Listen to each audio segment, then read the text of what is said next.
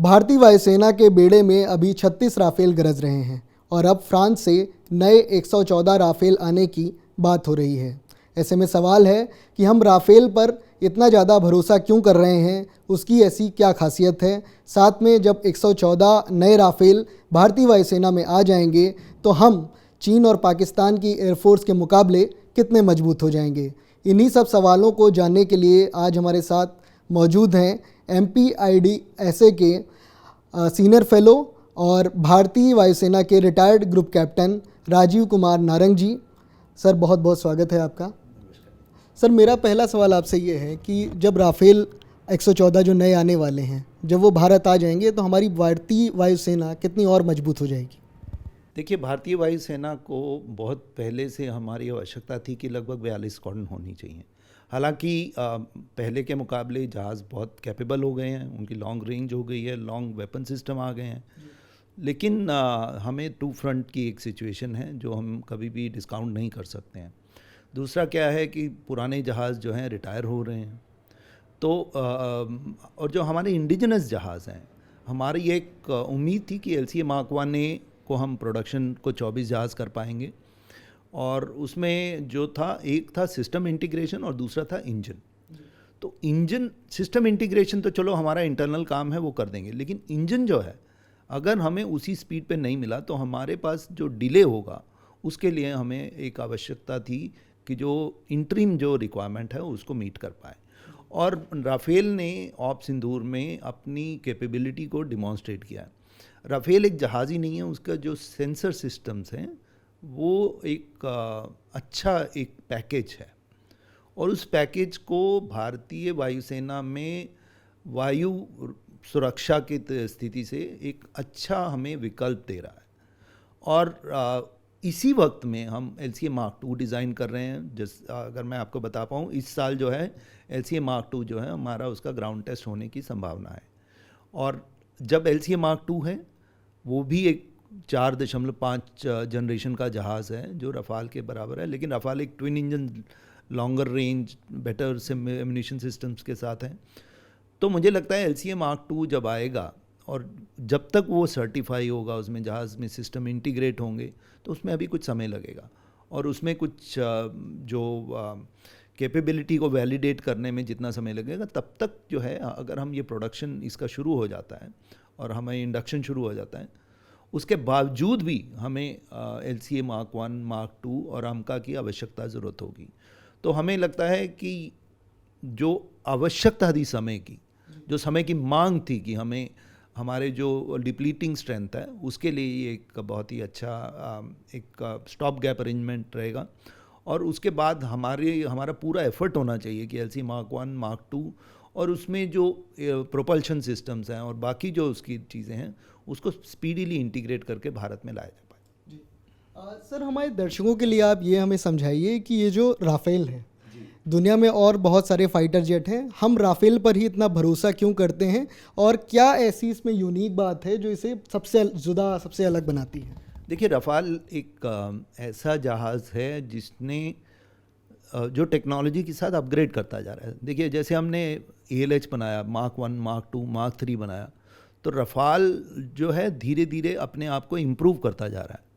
और इसमें सेंसर्स जो हैं, इसकी जो मिसाइल्स हैं, उनमें उन्होंने air to air, air to ground और जो सेंसर डिटेक्शन सिस्टम हैं, वो एक दुनिया में बहुत ही अच्छी क्वालिटी के सिस्टम्स हैं।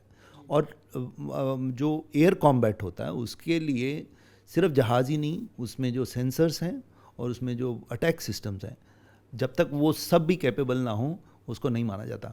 तो हमारे पास जो अभी जो है Su-57 या F-35 की बात की जा रही है, लेकिन उनका जो कॉस्ट, उनके जो मेंटेनेंस, उनका ट्रैक रिकॉर्ड, इन सब में अभी शंकाएं हैं। और जो रफ़ाल को अगर आप देखते हैं तो ये एक धीरे धीरे अपने आप को इम्प्रूव करते हुए, और हमने ऑप सिंदूर में भी देखा कि रफ़ाल ने एक अच्छे सिस्टम के तरह अपने आप को प्रूव किया। और भारतीय वायुसेना में ऑलरेडी रफ़ाल हैं, नेवी में रफ़ाल हैं, एयरफोर्स में रफ़ाल हैं, तो उन्हीं को आपस में इंटीग्रेट करना। देखिए, आजकल नेटवर्क सेंट्रिक वॉरफेयर हो रहा है। अगर आपका जहाज़ और आपका कम्युनिकेशन और आपका डेटा लिंक अगर इंटीग्रेटेड नहीं है तो वो एक दूसरे को इन्फॉर्मेशन पास नहीं कर पाता। तो मुझे ऐसा लगता है, हमारे पास मिराजीज हैं, वो भी फ्रेंच ओरिजिन के हैं, तो एक तरह से ये हमारे सिस्टम में आराम से घुल मिल जाएगा और हमें एक अच्छी जो है कैपेबिलिटी दे पाएगा। और ये हमें समय देगा कि हमें LCA Mark II और AMCA को जल्दी से उसको ऑनलाइन ला पाएँ। और मुझे लगता है कि उसका एक जो मेन स्तंभ होगा भारतीय फाइटर स्ट्रेंथ का, वो होगा एरो इंजन। और मुझे लगता है जो हमारे जो एरो इंजन प्रोग्राम है, जैसे हम 120 किलो न्यूटन, देखिए 120 किलो न्यूटन एक हायर पावर इंजन है जो एडवांस मीडियम कॉम्बैट एयरक्राफ्ट जो 5th जनरेशन फाइटर है, इनफैक्ट हम लोग कहते हैं उसे 5.5 जनरेशन फाइटर हैं, क्योंकि उसमें कई 6th जनरेशन टेक्नोलॉजी हमारे जो एरोनॉटिकल डेवलपमेंट एजेंसी है DRDO, वो उसमें इंटीग्रेट कर रहे हैं। और क्योंकि वो हमारा जहाज़ है तो हमारे लिए नई टेक्नोलॉजी इंटीग्रेट करने में कोई मुश्किल नहीं आएगी। और LCA Mark II भी जो देखिए, वो LCA Mark I से हमने जो सीख ली, LCA Mark 1A से जो सीख ली, वो सब बन के LCA Mark II एक बहुत ही एक कॉम्पिटेंट, बहुत ही कैपेबल जहाज़ हमारे पास आने वाले हैं। बस ये है कि हमें उसके जो प्रोपल्शन सिस्टम है उसकी तरफ ध्यान दिया जाए और बाकी इनको जल्दी से जल्दी समय पर लाने की प्रयत्न किया जाए। और भारतीय सरकार ने AMCA के लिए इस बार प्राइवेट सेक्टर को इनवाइट किया है। अब प्राइवेट सेक्टर में 3 एंटिटीज़ हैं और तीनों में पब्लिक सेक्टर नहीं है। और क्योंकि ये कंसोर्टियम था तो वो आपस में मिलके भारतीय मिनिस्ट्री ऑफ डिफेंस को उन्होंने प्रपोजल दिया।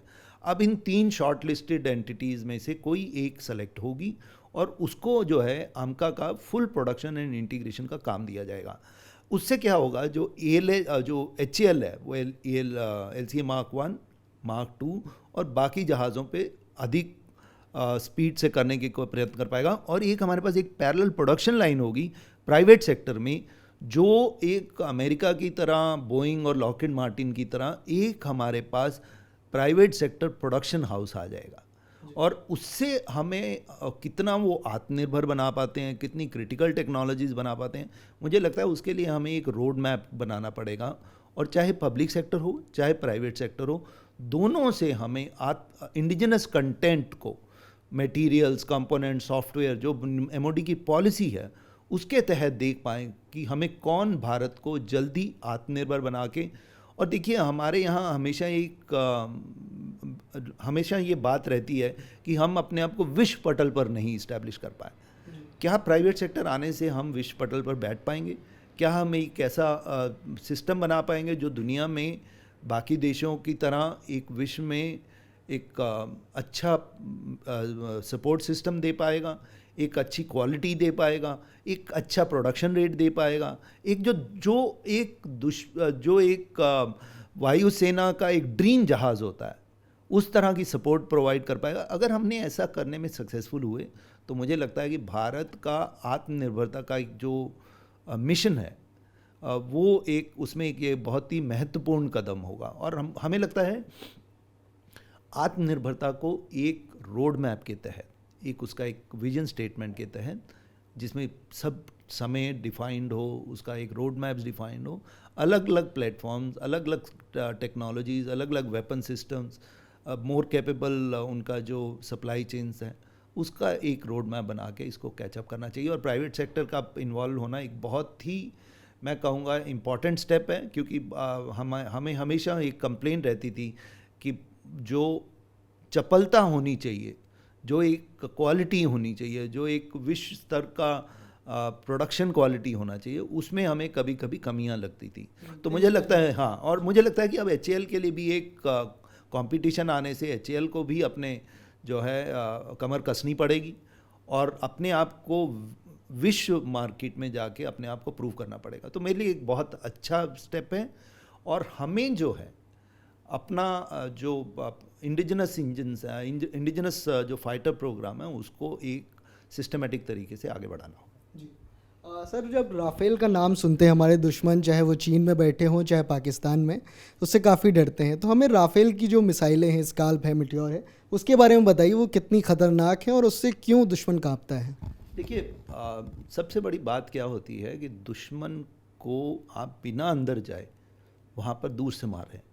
और आपने देखा कि हमने 9 जो टेररिस्ट टारगेट डिस्ट्रॉय किए थे, वो पिन पॉइंट एक्यूरेसी, आप मतलब कह नहीं सकते कि लेफ़्ट में गए, लेफ़्ट राइट में गए, कोई भी मेजर जो है साथ में कोई सिविलियन को मारने की कोई ऐसी नौबत नहीं आई। तो एक्यूरेसी होना, रेंज होना, उसमें दुश्मन के अंदर गिरा पाना, अगर आप देखें 7th, 8th और 9th को पाकिस्तान एक बहुत तरीके से हमें ड्रोन भेज रहा था, मिसाइल्स मार रहा था, रॉकेट कर रहा था। जैसे ही हमने सेकंड अटैक किया, जब उनके बेसिस पे अटैक किया, इतना एक्यूरेसी से अटैक किया कि उनको रियलाइज़ हो गया कि अब लड़ना मुश्किल नहीं है। तो उनके जो डीजीएमओ थे, उन्होंने भारतीय डीजीएमओ को कॉल करके अपनी तरफ से युद्ध विराम का प्रस्ताव किया, जबकि कुछ दिन पहले वो चाह रहे थे कि हमसे वो बहुत लंबी लड़ाई लड़ना चाहेंगे। तो मुझे लगता है कि सिर्फ सिस्टम ही नहीं होना, उसमें एक्यूरेसी होना, उसमें एक इफ़ेक्टिवनेस होना, ये आज की समय की मांग है और हमने प्रूव किया है। तो रफ़ाल ले लीजिए और बाकी जो सिस्टम भी है, हमारे इंडिजिनस सिस्टम भी हैं, वो जब कॉम्बिनेशन बना, मतलब रफ़ाल एक ऐसा कॉम्बिनेशन दिया जिसमें हमारे इंडिजिनस सिस्टम और रफ़ाल ने मिल के जब उस पर प्रहार किया, तो वो जो है पाकिस्तान के लिए सहना मुश्किल हो गया। ब्रह्मोस हो गया, या हमारे आकाश मिसाइल हो गई, या डिफेंस मिसाइल हो गई, या हमारे काउंटर ड्रोन सिस्टम हो गए, या लॉइटरिंग ड्रोन सिस्टम हो गए। जब ऐसा अटैक हुआ, और फिर क्या है, भारतीय वायुसेना, भारतीय थल सेना और भारतीय नौसेना तीनों ने जब उन पर अटैक किया, तो वो उनके लिए जो संभालना मुश्किल हो गया था। तो रफ़ाल एक एलिमेंट है जिसे आत्मनिर्भरता के साथ और जिसे हमारी बाकी तीनों सेनाओं ने अच्छे यूज़ से पाकिस्तान को एक अच्छा मैसेज दिया। और देखिए, पाकिस्तान अकेला नहीं था, हमारे लिए आसान नहीं था, उसमें कई विदेशी मित्र जो देश थे वो उनकी सहायता कर रहे थे, जो कि अपने आप को टेक्नोलॉजी में एक अच्छा मानते हैं। और अगर उनको उनके वेपन सिस्टम होने के बावजूद हम उनको स्ट्राइक करके और उनके साथ एक डिसिसिव एज कर पाएँ, तो मुझे लगता है ये एक बहुत अच्छा मैसेज गया और हमें इसे बिल्ड करना पड़ेगा। और मुझे लगता है इसमें बिल्ड करने के लिए हमारे साथ जो इंडिजिनस सिस्टम्स हैं, जैसे एयर डिफेंस सिस्टम है, काउंटर ड्रोन सिस्टम है, ऐसे ही हमारे जो मिसाइल सिस्टम्स हैं, उनमें न्यूअर वर्जन लाने पड़ेंगे। हमारी एयर टू एयर मिसाइल, जैसे आपने देखा अस्त्रा जो है, उसकी रेंज जो अभी इम्प्रूव की गई है, तो ये एक अच्छा एक संकेत है।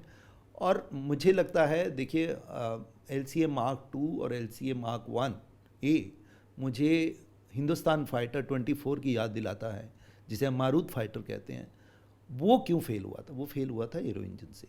और हमारे भारतीय सरकार ने डिसीजन लिया है कि फ्रांस के साथ हम 120 किलो न्यूटन का इंजन बनाएंगे अमका के लिए, अमका Mark 2 के लिए। अमका Mark 1 पे फ्रांस का G414 इंजन होगा, अमका Mark 2 पे हम code developed engine Safran France के साथ बनाएंगे।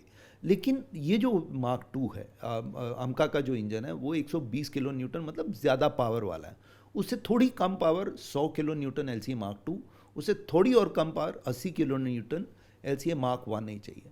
तो मुझे लगता है हमें अब कावेरी जो है 70 किलो न्यूटन के आसपास, 70-72 किलो न्यूटन के आसपास पावर है, लेकिन उसमें आफ्टर बर्नर और जो हॉट सेक्शन है उसमें कुछ इंप्रूवमेंट की आवश्यकता है। तो हमें ये जो समय मिलेगा, हमें LCA कावेरी Mark 2 लॉन्च करना चाहिए। ये मेरा एक रोड मैप मैंने बनाया है कि आप प्राइवेट सेक्टर को इनवाइट कीजिए, जो आपके पास कावेरी की टेक्नोलॉजी है वो प्राइवेट सेक्टर को आप ट्रांसफ़र कीजिए, और 2 कंपनियां या एक कंपनी को आप बोलिए कि आप इसमें हम बनाइए, हम आपके साथ पार्टनर हैं और आपको 6 साल का समय देते हैं, आप बनाइए, और 2 साल का फिर भी एक हमारे पास रहेगा। जब तक हमारे first lot of G40 engine की लाइफ ख़त्म होगी, तो हमारा इंडिजिनस इंजन आ जाएगा, इसमें प्राइवेट सेक्टर इंजन में आएगा। देखिए, गोदरेज हमारा ऑलरेडी इंजन बना रहा है। तो कावेरी Mark 2 लॉन्च करना हमारे लिए अत्यंत आवश्यक है, जबकि फ्रांस के साथ 120 किलो न्यूटन का भी करना चाहिए, जो 80 किलो न्यूटन का। और मुझे लगता है एक कावेरी Mark 3 लॉन्च करना चाहिए, जो 100 किलो न्यूटन, 90 से 100 किलो न्यूटन, जो LCA Mark 2 का होगा। ये हम दूसरी प्राइवेट सेक्टर एंटिटी को कर सकते हैं। इसमें भी हम कावेरी की ट्रांसफ़र ऑफ टेक्नोलॉजी कर सकते हैं और प्राइवेट सेक्टर को बोलते हैं, आप बताइए आप किसे 90 से 100 किलो न्यूटन तक ले जा सकते हैं, इसको कैसे मॉडिफाई करते हैं, और हम आपको 8 साल देंगे, आप इसको डेवलप कीजिए, हम आपके साथ हैं। GTRE दोनों में एक पार्टनर, सपोर्टिंग पार्टनर हो जाए। वो कैसे करते हैं, किससे कोलैबोरेट करते हैं, वो भारत को एक ब्लूप्रिंट देंगे और हमारे पास 10 साल में जब LCA Mark II का इंजन ख़त्म होने लाइफ से पहले ही हमारा इंडिजिनस इंजन चेक हो जाएगा। अब मान लीजिए एक सिचुएशन आए जिसे हम कहते हैं plan B. Plan B, military वाला आदमी हूँ तो बिना प्लान बी के तो चलूँगा ही नहीं मैं। तो मुझे लगता है कि भाई हमारे पास इंजन का एक प्लान बी होना चाहिए। अगर मान लो हमारा कावेरी G404 या 414 कहीं इंजन लेट हो जाता है, तो हम जो नेवल फाइटर बना रहे हैं अभी, जैसे LCA Mark I या Mark II या जो भी हम बनाएं या टेडबियर बनाएं, तो उसमें हम फ्रेंच इंजन जोड़ के देखें। ये देखिए, ये मेरा अपना विचार है इसमें कोई सरकार का नहीं है। तो मुझे लगता है कि M88 इंजन है 75 किलो न्यूटन का, क्या हम ये जो है M88 इंजन बन सकते हैं? M88 ने पिछले साल एक नया इंजन लाया है M88 T-Rex, जिसमें 88 किलो न्यूटन इंजन है। तो 75 से किलो 88 13 किलो न्यूटन ज़्यादा है, जो मतलब इसकी एक ज़्यादा कैपेबिलिटी है। क्या हम इसको LCA Mark II में कर सकते हैं? मान लो उसके लिए हमें थोड़ा सा ऑल ऑफ वेट रिड्यूस करना चाहिए, या 2 T-Rex इंजन इस्तेमाल कर सकते हैं। तो ऐसे कॉम्बिनेशन हमें दिमाग में रखने पड़ेंगे, ताकि हमारे जो कुछ लिमिटेड नेवी के इंजन हैं, नेवी के फाइटर्स हैं, और देखिए हम रफाल में ऑलरेडी M88 इंजन इस्तेमाल कर रहे हैं, तो क्या उसका इंटीग्रेशन एक हमें एक विकल्प दे सकता है? इसको मुझे लगता है टेक्निकल लोगों को एनालाइज करना चाहिए, क्योंकि हमें मारूत वाली सिचुएशन नहीं आनी चाहिए।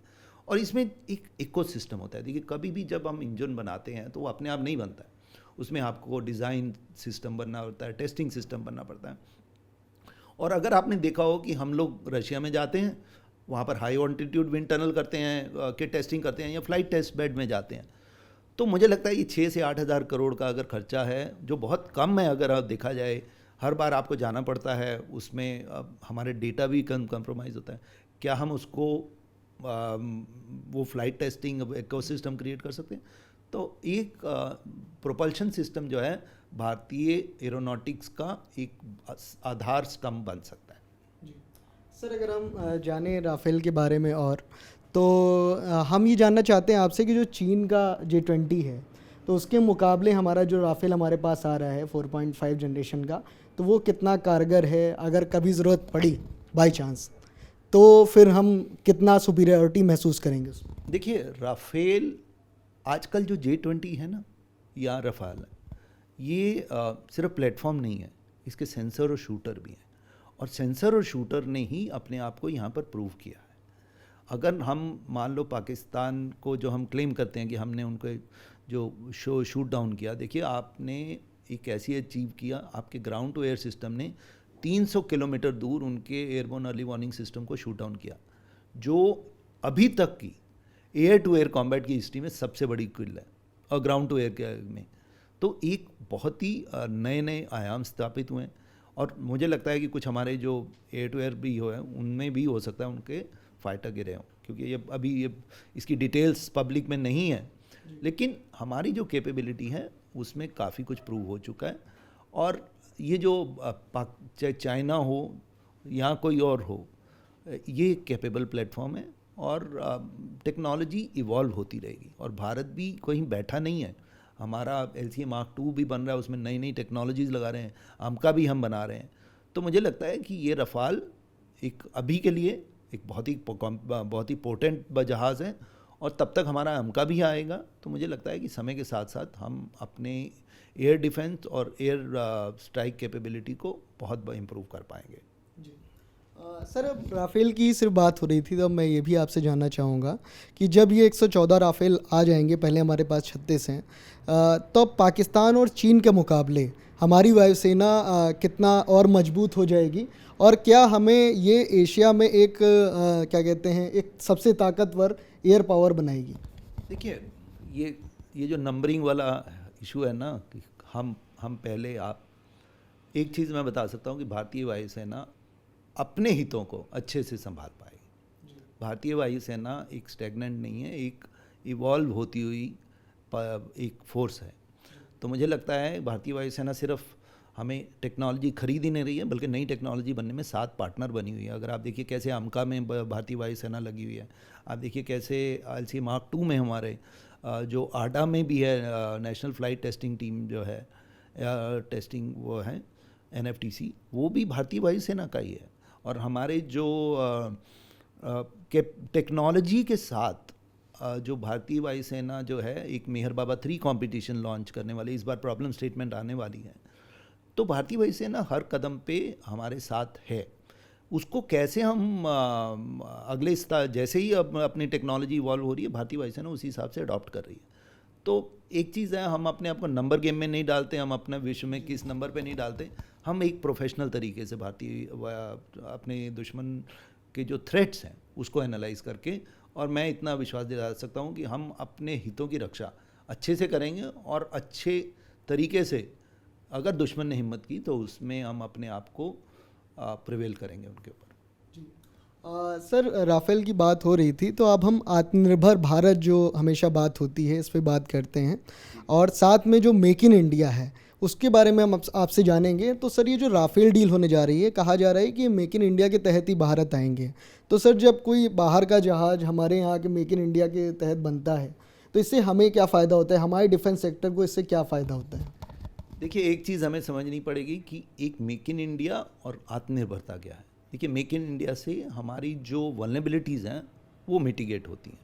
देखिए, जब वो कोई प्रोडक्शन करेंगे तो उनका भी एक इंटरेस्ट रहेगा यहाँ पर, और जब कंपोनेंट्स वगैरह बनना पड़ेगा तो हमें बार बार उनके पास नहीं जाना पड़ेगा, लेकिन कोर टेक्नोलॉजीज़ उनके पास अभी रहेंगी और ये हमेशा रहेगा। देखिए, हमने लगभग 800 से 850 MiG-21 बनाए, उसने हमें LCA नहीं बनाने दिया, लेकिन MiG-21 हमारे साथ था तो हमारा और रशिया के रिलेशन हमेशा ठीक ही रहे, और रशिया वैसे भी हमारे साथ रहा है, वैसे ही फ्रांस का हमारा रिलेशन है। तो फ्रांस के साथ रफाल हमें बनाने से हमें LCA Mark II या AMCA का इम्पोर्टेंस कम नहीं होगा, लेकिन हाँ, हमारी कोई प्रोडक्शन स्लो नहीं करेगा, क्योंकि प्रोडक्शन हम कर रहे होंगे, हम या हमारे देश में हो रहा होगा। तो ये एक जो है एक तरीके से वो सिक्योरिटी पॉइंट ऑफ व्यू है।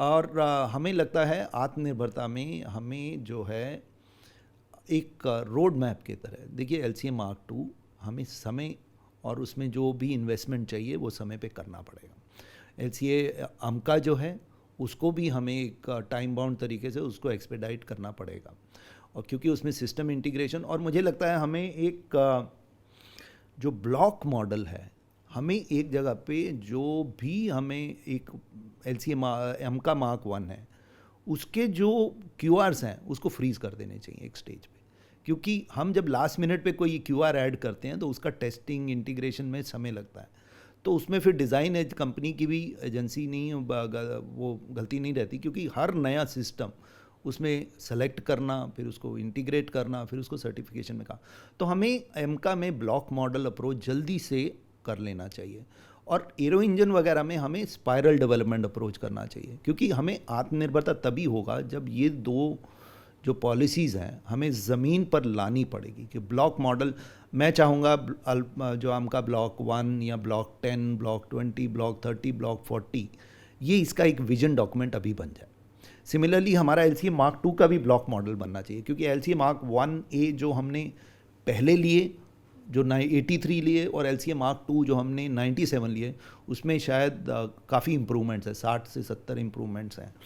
तो हमें जी जो ब्लॉक मॉडल है ये जल्दी से अडॉप्ट करना पड़ेगा, और फ्रीजिंग से क्या है कि फिर किसी के पास कोई एक्सक्यूज़ नहीं रहेगा कि आप डिले क्यों कर रहे हैं। अकाउंटेबिलिटी और टाइमली कंप्लीशन ये हमें लाना पड़ेगा। अब प्राइवेट सेक्टर भी हैं, तो हमें आत्मनिर्भरता का एक रोड मैप होना पड़ेगा, क्रिटिकल सिस्टम्स का ब्लॉक मॉडल होना पड़ेगा कि उनके पास भी एक्सक्यूज़ ना रहे कि हमने डिले किया है, और उनकी अकाउंटेबिलिटी भी रहेगी अगर वो कहीं डिले करें, क्योंकि हायर एक जो बॉडी है, मुझे लगता है कि हमारा जो आत्मनिर्भरता का विजन डॉक्यूमेंट, हमारा road map, block model approach, spiral development approach, और एक जो लार्जर बॉडी जो हमारी चाहिए, चाहे आप उसे कमेटी कह दो, चाहे काउंसिल कह दो, चाहे आप कमीशन कह दो। देखिए, स्पेस में हमारी सक्सेस का रीज़न ये है कि हायर बॉडी है जो डिसीजन लेती है, और सारे डिसीजन मेकर उसी बॉडी में इन्वॉल्व होते हैं। तो मुझे लगता है कि क्योंकि ये स्ट्रेटेजिक सेक्टर है, क्योंकि इसमें समय जो वेस्ट होता है उसमें टेक्नोलॉजी पुरानी हो जाती है, तो मुझे लगता है कि एक हायर बॉडी जो है वो आवश्यक है। अगर हम ये कर पाए तो हमारी आत्मनिर्भरता की ट्रैजेक्टरी बहुत जल्दी फास्ट हो पाएगी। जी, सर आत्मनिर्भरता पे जो हम बात कर रहे हैं, तो जैसे हमारे वहाँ आमका की आपने बात की, तेजस मार्क 2 की बात की, तो ये हमें हमारे दर्शकों के लिए बताइए कि ये कितने खतरनाक हैं और हमारी वायुसेना को ये कितनी मजबूती प्रदान करते हैं, और वो समय कब आएगा? अभी तो हम दूसरों से खरीद रहे हैं, राफेल खरीद रहे हैं, सुखोई हमने पहले खरीदा, तो वो समय कब आएगा जब दूसरे देश हमारे जो स्वदेशी फाइटर जेट हैं उनको खरीदने के लिए लाइन लगाएंगे? देखिए, मुझे लगता है हमारी जो पब्लिक सेक्टर कंपनीज हैं वो भारत के लिए तो बना पाती थी, जो विश्व पटल पे था उनमें कुछ उनके भी लिमिटेशंस है। देखिए, जो डिसीजन मेकिंग है पब्लिक सेक्टर के साथ, टू बी फेयर, अगर उनके साथ हम एक बैलेंस तरीके से सोचें तो उनकी भी लिमिटेशन होती थी, क्योंकि उनका जो अप्रूवल सिस्टम है वो अभी भी थोड़ा सा इम्प्रूव होने की आवश्यकता। काफ़ी इम्प्रूव हुआ है पिछले 10 सालों में, तो बहुत इम्प्रूव हुआ है। और दूसरा क्या है कि विश्व लेवल पे आपका चपलता चाहिए, आपको अप्रूवल नहीं चाहिए। आपकी प्राइवेट कंपनीज जो हैं वो फटाफट कर पाएंगी, और मुझे उम्मीद है कि प्राइवेट सेक्टर कंपनीज जो हम ऐसी कंपनियां लाएंगे जो टेक्नोलॉजी की ओनरशिप को समझें, आईपीआर भारत में क्रिएट करें, जो फ्यूचर में भारत की क्वालिटी को विश्व पटल पे प्रूव कर पाएँ। तो हमारा जो सिलेक्शन है वो इम्पॉर्टेंट रहेगा। और मुझे इसमें कोई शक नहीं कि LCA Mark 2 और जो अमका है एक बहुत ही पोटेंट सिस्टम बनने वाले हैं। देखिए, LCA Mark 1 और Mark 1A में हमने बहुत इम्प्रूवमेंट्स देखी हैं। अब Mark 2 में हमें स्पीड से इम्प्रूवमेंट करनी है ताकि वो आउटडेटेड ना हो पाएँ, और हमें उसको फील्ड में इंडक्ट करना है। और मॉड्यूलर अप्रोच है, मेरी अंडरस्टैंडिंग है LCA Mark 2 में बहुत ही ज़्यादा मॉड्यूलर अप्रोच है, तो फ्यूचर में हमें अपग्रेड करने में बहुत आसानी रहेगी। और जो लेटेस्ट सिस्टम्स आएंगे मुझे लगता है ये बहुत अच्छे से हो पाएंगे। और अमका जो है नेक्स्ट जनरेशन फाइटर, जिसे हम 4.5 जनरेशन नहीं कह रहे हैं, हम 5.5 जनरेशन कह रहे हैं। तो मुझे लगता है कि हम भारतीय जो साइंटिस्ट की इनोवेशंस हैं, हमारे जो टेस्ट पायलट की कैपेबिलिटी है, मैं बता सकता हूँ हमारे टेस्ट पायलट दुनिया के बेस्ट हैं। तो वो जो जिस तरह के इनपुट दे रहे हैं, और प्राइवेट सेक्टर आने से जो एक छोटा सा कमी थी प्राइवेट सेक्टर की, वो आने से मुझे लगता है कि ये एक अपने आप में विश्व में अपने आप को एक अच्छे सिस्टम दे पाएंगे। लेकिन सिस्टम देने के लिए हीरो इंजन हमारा होना चाहिए। तो जो मैंने जैसे रोड मैप दिया कि हमारा प्लान भी होना चाहिए, और हमारा इंडिजिनस कावेरी 2, कावेरी 3 और 120 किलो न्यूटन, ये जो 3 प्रोग्राम है, अगर ये सक्सेसफुल हो गए, मैं आपको विश्वास दिला सकता हूँ कि भारतीय फाइटर विश्व पटल पर अपने आप को एक अच्छा सिस्टम दे पाएंगे, एक अच्छी कैपेबिलिटी दे पाएंगे, और फ्यूचर में जब जैसी थ्रेट इवॉल्व होगी वो एक अच्छे आपको सिस्टम पड़ गए। और ये जो फाइटर्स हैं, देखिए, ये जो हम LCA Mark 2 बना रहे हैं, अमका हो रहे हैं, ये सिर्फ खुद ही फाइटर नहीं होंगे, ये अपने साथ स्वॉर्म लेके जाएंगे, ये मैन अनमैन टीमिंग लेके जाएंगे, इनके साथ कॉम्बैट जो अनमैन सिस्टम होगा वो आगे होगा, इनके पास मिसाइल्स होंगी। तो एक, और ये जो एक सिस्टम लेके जाएंगे उसमें एक स्वॉर्म जाएगा, वो एक स्वॉर्म ऑफ ड्रोन्स आगे जाएगा। तो एक बहुत ही फ्यूचरिस्टिक कैपेबिलिटीज़ हम इसको ध्यान में रखते हुए बना रहे हैं, और मॉड्यूलर सिस्टम बना रहे हैं। विश्व में अच्छी मेंटेनेंस प्रैक्टिसेस कैसे होंगी उसको ध्यान में रखते हुए दे रहे हैं। देखिए, हमने एक HLFT, Hindustan lead in fighter program, trainer program का शुरू किया था, जो हमने जब American lead in fighter trainer program के लिए compete किया, तो उससे हमने सीखा कि भाई दुनिया में क्या रिक्वायरमेंट है। तो वो जो लर्निंग्स हैं वो हमारे काम आएंगी, वो भारतीय वायुसेना को सिर्फ कैपेबल ही नहीं बनाएंगी, मुझे लगता है विश्व में अपने आप को इस्टेब्लिश कर पाएंगे। सर, आपने एरो इंजन की भी बात बताई। आपने कहा कि सिर्फ जो है हम फाइटर प्लेन नहीं, उसके लिए एरो इंजन जब हम खुद बना पाएंगे तब हम सही मायनों में आत्मनिर्भर होंगे। सर, मैं आपसे जानता हूँ, आपने बताया कि जब ये सारे सिस्टम बनेंगे तो उसमें अनमैन्ड सिस्टम का भी एक इंटीग्रेशन होगा, वो बहुत इंपॉर्टेंट है। तो हमें बताइए कि अनमैन्ड सिस्टम में अभी हम कितने आत्मनिर्भर हैं, हम कितना अच्छा कर रहे हैं, और आगे क्या क्या करने की ज़रूरत है? देखिए, अनमैन्ड सिस्टम हमारा जो है, छोटे अनमैन्ड सिस्टम में हमने बहुत अच्छा काम किया, उसमें हमारे प्राइवेट सेक्टर, लेकिन उसमें एक कमी थी कि हमें क्रिटिकल सिस्टम में इम्पोर्ट डिपेंडेंसीज थी। तो हमने ऑप सिंदूर में जो लर्निंग की, देखिए हमारे कुछ सिस्टम ने बहुत अच्छा भी किया और हमने लर्निंग्स भी ली।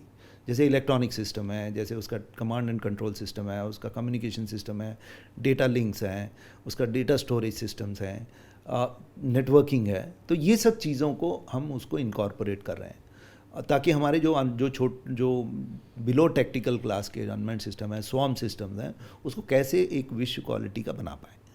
दूसरा है हायर क्लास ऑफ सिस्टम, जो मान लो आप जैसे रुस्तम 1 हो गया जिसको शॉर्ट रेंज यूएवी कहते हैं, मीडियम ऑल्टीट्यूड लॉन्ग एंड्योरेंस जिसे तपस क्लास हो गया, आजकल उसका एक नया वर्जन बन रहा है आर्चर एनजी, जो twin boom single engine male drone है, जो आर्म्ड वर्जन है, जबकि तपस जो है ISR intelligence surveillance reconnaissance version है, और जो आर्चर एनजी है न्यू जनरेशन जो है वो एक सेम 300 किलो पेलोड, 300 से 400 किलो पेलोड होगा, लेकिन उसमें आप मिसाइल या एयर टू ग्राउंड सिस्टम भी कैरी कर पाएंगे और सेंसर्स भी कैरी कर पाएंगे। तो ये जो सिस्टम है इनको हमें सक्सेसफुल बनाने के लिए एक मिशन मोड अप्रोच लेनी पड़ेगी। और एडी जिसको एरोनॉटिकल डेवलपमेंट इस्टेब्लिशमेंट बैंगलोर की है, जो डीआरडीओ लेबॉर्ट्री है, वो एक और सिस्टम बना रही है जिसको हम घातक कहते हैं। घातक क्या है? एक फ्लाइंग विंग डिज़ाइन है। फ्लाइंग विंग डिज़ाइन में स्टेल्थ फीचर होता है, दुश्मन के रडार को दिखता नहीं है। उसका हमने एक छोटा मॉडल 1 जुलाई 2022 को उड़ा था, जिसमें उसकी टेल थी। धीरे धीरे उसको टेल को भी हटा दिया गया, वो प्योर फ्लाइंग विंग बन चुका है और वो सारी टेक्नोलॉजी स्मॉल मॉडल पे प्रूव हो चुकी है। अब उसको लेके हम घातक को जल्दी से कब उसके प्रोजेक्ट को अप्रूव करके उसको इंडक्ट करें, तो वो एक प्रोजेक्ट होगा। एक HAL बना रहा है मैन एंड मैन टीमिंग, जिसको कॉम्बैट एरियल टीमिंग सिस्टम कहते हैं, वो एक बहुत ही प्रॉमिसिंग प्रोजेक्ट है। तो मुझे लगता है कि जो man and man teeming system है उसमें जो कैट्स वॉरियर, जिसको कैट्स कहते हैं, कॉम्बैट एरियल टीमिंग सिस्टम कहते हैं, उसका वॉरियर वर्जन जो है वो अनमैन्ड वेरिएंट है। वो लगभग 2-2.5 टन जो भी है उसका एक अनमैन्ड फाइटर है जो मैन्ड एयरक्राफ्ट कंट्रोल करेगा, वो आगे जाएगा और भारत में ऐसा सिस्टम बनेगा कि अगर मान लो अटैक हो तो जो पायलट को नुकसान ना हो, ये अनमैन्ड सिस्टम अपनी थ्रेट्स को फील करे और अंदर जाके अटैक कर पाए। और फिर ये सिर्फ खुद ही नहीं करेगा, अगर ज़रूरत होगा तो ये स्वयं भी कैरी करेगा। तो एक बहुत ही फ्यूचरिस्टिक कैपेबिलिटी है। और अगर आपको मैं अभी बताना चाहूँ, एक solar powered high altitude pseudo satellite बना रहे हैं। उस स्यूडो सैटेलाइट प्राइवेट कंपनी भी बना रही है और एक हमारी नेशनल एरोस्पेस लेबॉर्ट्री भी बना रही है। प्राइवेट कंपनी ने लगभग 28 से 28,000 फीट तक उसकी डिमॉन्स्ट्रेट कर रखा है। अब ये क्या होगा, ये हमारे पहले देखिए जब मौसम ख़राब होता है तो जहाज़ में प्रॉब्लम होती है। ये एटमॉस्फेयर के मौसम से ऊपर उड़ेगा, ये 20 किलोमीटर तक उड़ेगा और कब से कब 30 दिन से लेकर 90 दिन तक एयरबॉर्न रहेगा। अब इतनी देर तक आपको सर्विलेंस मिल जाए तो आपको फिक्र नहीं रहेगा। आप कई बार जहाज़ नहीं उड़ा पाते, वेदर ख़राब है, एक जगह पे वेदर ख़राब है, ये इतना ऊपर है कि दूर से ही उसके ऊपर से मॉनिटर कर पाएगा। तो इस तरह के सिस्टम जो हैं पब्लिक और प्राइवेट सेक्टर दोनों आप बना रहे हैं। देखिए एक तरफ HAL बनाने की कोशिश कर रहा है, नेशनल एरोस्पेस लेबॉर्ट्री वो सिविलियन के लिए यूज़ के लिए कर रहा है, बट टेक्नोलॉजी है, और एक प्राइवेट सेक्टर लगा हुआ है। तो मुझे लगता है फ्यूचर ब्राइट है, लेकिन हमें जो हैंड होल्डिंग है उस पर ध्यान देना पड़ेगा। हमारा जो प्रोजेक्ट क्लोजर रेट है उसको कम करना पड़ेगा। अननेसेसरी हमें इनएक्शन या डिलेड एक्शन से प्रोजेक्ट क्लोजर नहीं होने देने पड़ेंगे। हमें ध्यान रखना पड़ेगा कि कावेरी डेरिवेटिव इंजन जो है घातक से जल्दी हो, घातक प्रोजेक्ट लॉन्च जल्दी हो। कैट्स प्रोग्राम जैसे मूव कर रहा है, अगर कोई इसमें परेशानी आती है उसको टेक्निकल रिव्यू करके एड्रेस किया जाए। हाई ऑल्टीट्यूड सीडोलाइट है, देखिए फेलियर्स को हमें एक्सेप्ट करना चाहिए, लेकिन फेलियर से प्रोजेक्ट को बंद नहीं करना चाहिए। हमें जो मैंने बोला ना स्पाइरल पॉलिसी, स्पाइरल डेवलपमेंट और फिर जैसे ब्लॉक डेवलपमेंट। मान लीजिए हमने एक लिमिटेड कैपेबिलिटी अचीव किया, तो हम कहेंगे भाई ये ब्लॉक है, ये ब्लॉक 10 है या ब्लॉक 1 है, इसमें हम 10 जहाज़ लेंगे या 20 जहाज़ लेंगे। ब्लॉक 2 में हमें ये कैपेबिलिटी चाहिए, उसमें 30-40 लेंगे। ब्लॉक 3 में हमें ये कैपेबिलिटी चाहिए। तो जो दुनिया की बेस्ट प्रैक्टिस है वो हमें जल्दी से जल्दी अडॉप्ट करके, हमारा अनमैन्ड फ्यूचर बहुत ब्राइट है। लेकिन अब अनमैन्ड सिस्टम में हमने ऑप सिंदूर में देखा कि हमारे बॉर्डर पे ITBP है चाइना बॉर्डर पे और BSF है पाकिस्तान बॉर्डर पे।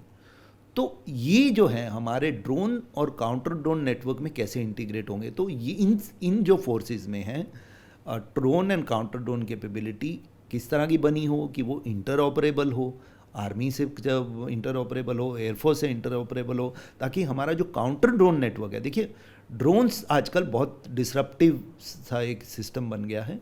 तो हमने ऑप सिंदूर में दिखाया कि जो ड्रोन दुनिया में लड़ाइयाँ जीत रहा था, हमने उसको उतना सक्सेसफुल होने ही नहीं दिया।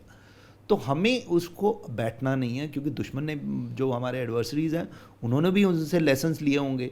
तो हमें इस टेक्नोलॉजी को फर्दर इवॉल्व करना है, आईटीबीपी बीएसएफ को हमारे काउंटर ड्रोन नेटवर्क में करना है, और ये जो नई नई टेक्नोलॉजीज़ हैं उसको सक्सेसफुल बनाने के लिए हमें एक रोड मैप बना के, और ध्यान रहे कोई भी सिस्टम उसमें एक्शन या डिसीजन की वजह से डिले ना हो, उसमें एक रोड मैप हो, उसमें एक अकाउंटेबिलिटी हो, और कोई भी सिस्टम स्टैग्नेंट रहे उसे स्पायरल डेवलपमेंट, ब्लॉक डेवलपमेंट डाल के हम उनको सक्सेसफुल बनाएं। ओनरशिप जो है आए, और जो हायर लेवल बॉडी, जैसे मैं कह रहा हूँ डिफेंस एंड एरोनॉटिक्स कमीशन हो, या काउंसिल हो, या एक एम्पावर्ड कमेटी हो, जो डिसीजन ले पाए, जो जिसमें टेक्निकल एक्यूमेन हो, तो वो हमारे लिए डिसीजन रिफॉर्म जो है बहुत बहुत आवश्यक हैं।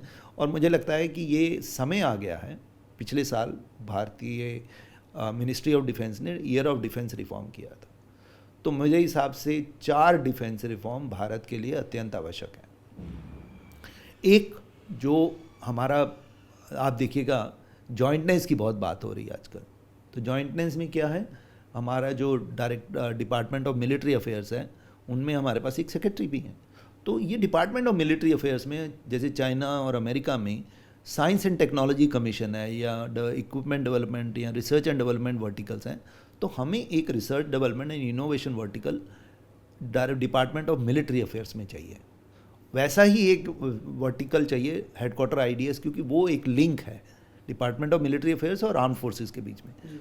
और जो आर्म फोर्सेस में जो डिज़ाइन वर्टिकल्स हैं, जहाँ पर हम एक इनोवेशन को सपोर्ट करते हैं, वहाँ पर रिसर्च एंड डेवलपमेंट, इनोवेशन, इनको अपग्रेड करके रिसर्च डेवलपमेंट का एक इनोवेशन का एक वर्टिकल अपग्रेड किया जाए, ताकि हमारे जो इंजीनियर्स हैं मिलिट्री फोर्सेस के, ये डिज़ाइन टीम के साथ काम करके उनके फेलियर रेट को कम कर पाएँ, उनकी टेक्नोलॉजी ओनरशिप ले पाएँ, और हमारे जो प्रोजेक्ट क्लोजर है वो कम कर पाएँ। क्योंकि देखिए क्या होता है, जो भी डिज़ाइनर है प्राइवेट पब्लिक सेक्टर में, उसको यूज़र और ऑपरेशनल चीज़ें अगर हम इनपुट भी देते रहें उतनी समझ नहीं आती। अगर हमारा डिज़ाइनर उनकी टीम, डिज़ाइन टीम में बैठ गया, तो काफ़ी ये जो सक्सेस रेट बढ़ जाएगा। तो ये इम्पॉर्टेंट है।